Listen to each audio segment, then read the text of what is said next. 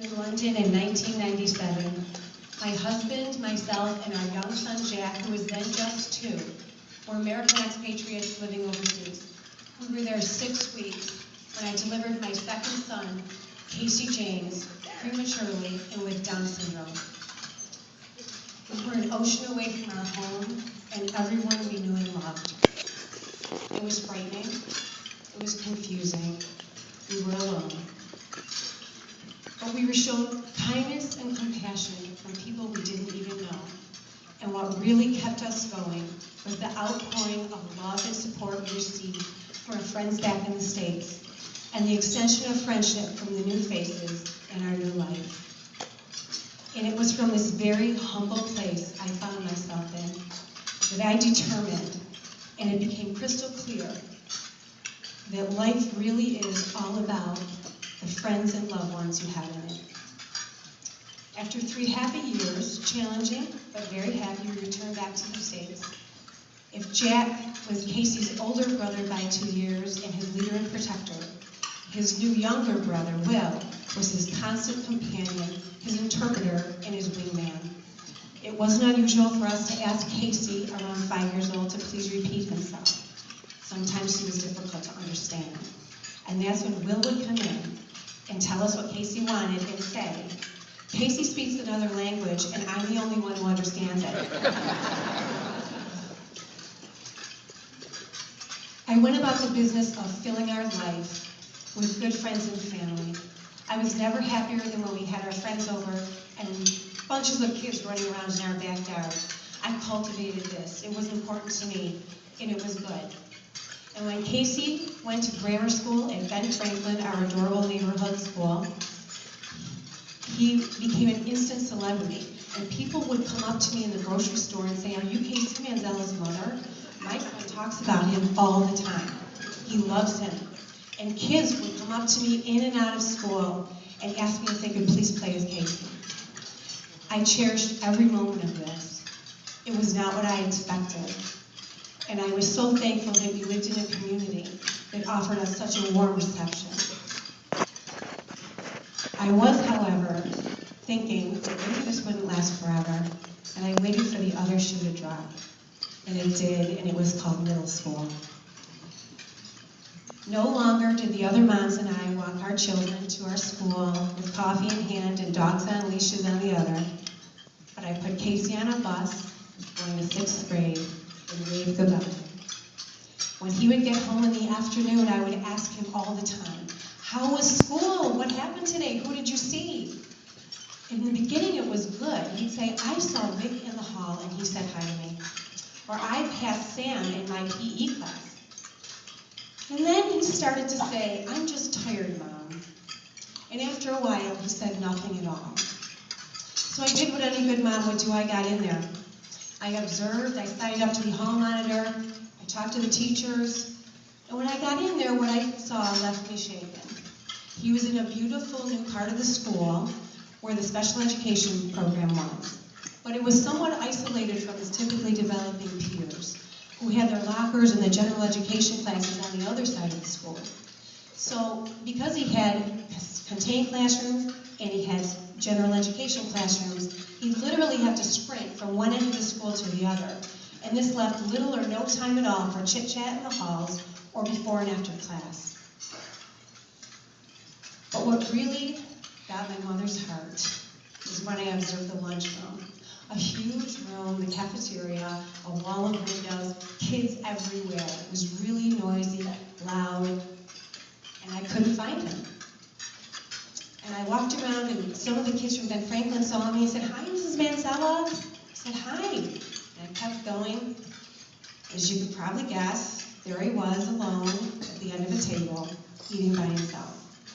So as soon as my shift was over, I went and found his aide, and I asked her, "What's going on? And how did this happen?"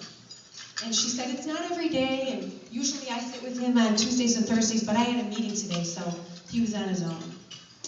And as much as I appreciated her well-meaning thoughts and actions, I did not want him sitting with an aide at lunch.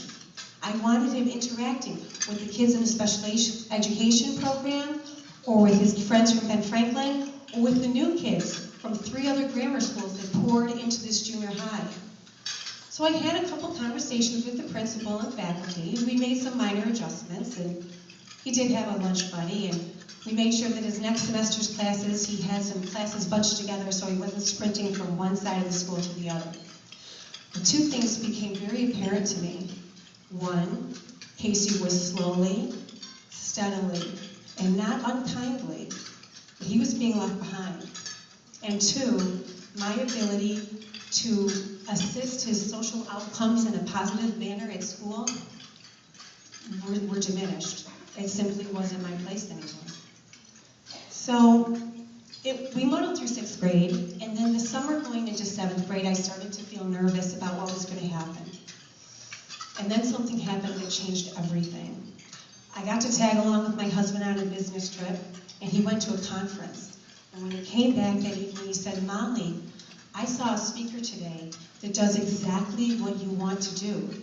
She works for an organization called Best Buddies, and they promote programs at junior highs and high schools where typically developing children buddy up with kids with special needs, kids who are intellectually and developmentally disabled." He said, "I have the contact information for the executive director in Chicago. Her name is Eileen Murphy." And 2 days later, we were back in Chicago, and I was on the phone with Eileen Murphy. And 2 weeks later, we had a meeting with the principal at Hadley and some of his staff. 2 months later, we had school board approval. And 2 months after that, we launched the first Best Buddies program at Hadley Junior High. You know,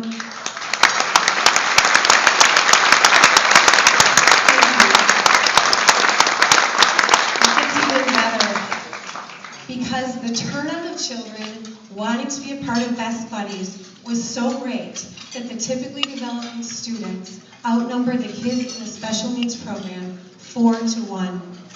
So that, good. So that when Casey came home from the first buddy pair meeting, he didn't have one buddy, he had a buddy family. He had 4 new friends. And they're here tonight. He's now in high school, and they're still a big part of his life. Anyway, the change in their life was immediate. The boys genuinely enjoyed being together, and they would reach out to Casey collectively and individually to do things that typically developing kids do all the time. Walk into town and get a hamburger, shoot hoops in the driveway, play Xbox in the basement. But the sweetest music to my ears is when one of them would call and say, "Can Casey come over and just hang out?" You know,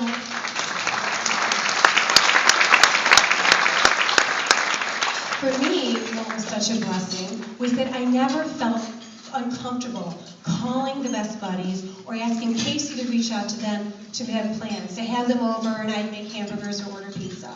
Because by the simple act of enrolling in Best Buddies, these kids said, "I know we might be different, but I'm not afraid of those differences. I take you as you are. I have your back." And I ask you to think back to when you were in high school, walking into a cafeteria or an assembly. Did you know where you were going to sit? Can you imagine how overwhelming that was? Did you have a best friend who you knew saved you a seat?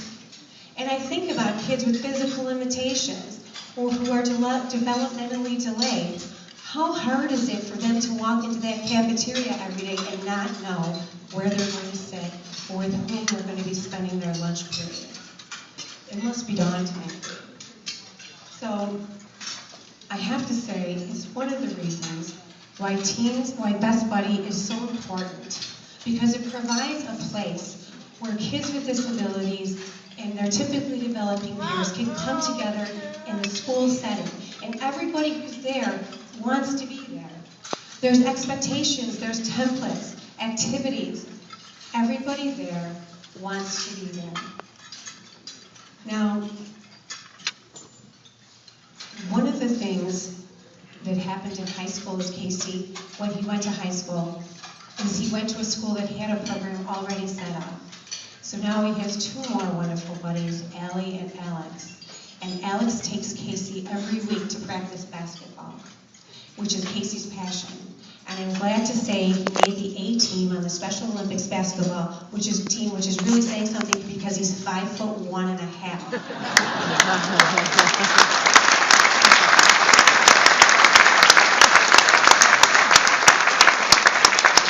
And I would have gotten in big trouble later if I didn't say and a half. So our circle grows ever wider and in the best possible way. And something cute that happened is when I was talking to Elliot, one of Casey's best buddies, his mother, and I become friends through this journey. And I said, I'm so glad he's coming. And tell him thank you. I know there was a golf fundraiser tonight. And she said, Molly, Elliot says to me, tell Mrs. Manzella not to say thank you. Casey's not a chore, he's my friend. So this summer, I went to our local pool, which I rarely go to anymore, after years of bringing my 3 boys and their friends there, and they could run around all day. And I typically hide out in the corner. My husband and I read the paper, I'll have my hat on and a book, and I got up to test the water, and this woman from town came running over to me. And she said, I'm so glad I see you here. I've been wanting to talk to you. There's something I have to tell you. When you brought Best Buddies to Hadley 3 years ago, Casey was going into 7th grade and my son was going into 6th grade. And he joined right away. And he stayed with it all 3 years. And the best things he got out of junior high, he got out of was part of being Best Buddies.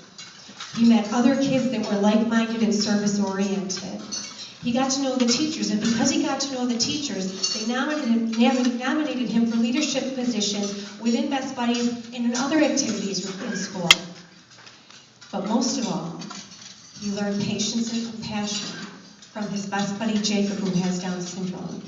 And it became apparent early on that Jacob looked up to my William, and he rose to the challenge. She said, I know you brought Best Buddies to Hadley to help Casey and the other kids with intellectual and developmental disabilities. But I'm here to tell you that whatever Casey got out of this program, my son got so much more.